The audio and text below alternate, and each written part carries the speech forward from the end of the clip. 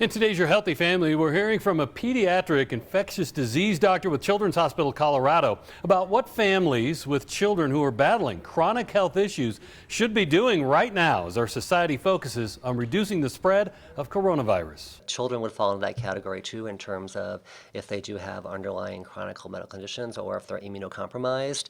And so first I would say all those patients and their families right now should start practicing good social distancing measures. You should not be going out to the movie theater. You should not be going places where there's large gatherings of people. And that's really just to protect yourself. We're advising that too for people older, over a certain age as well.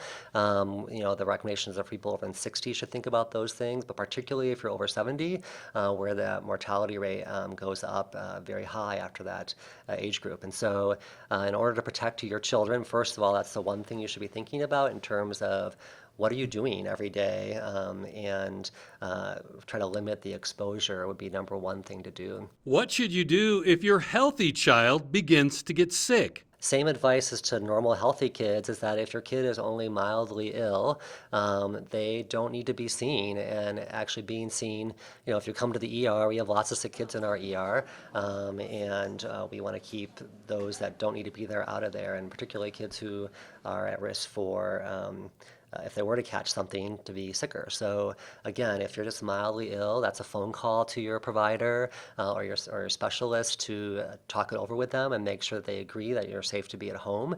And for most of the kids, that will be the case. If they are sicker, then they need to be seen and they need to come either call their provider and arrange for an outpatient visit, or if they're sick enough that they need to come to the ED or urgent care, then they need to do that.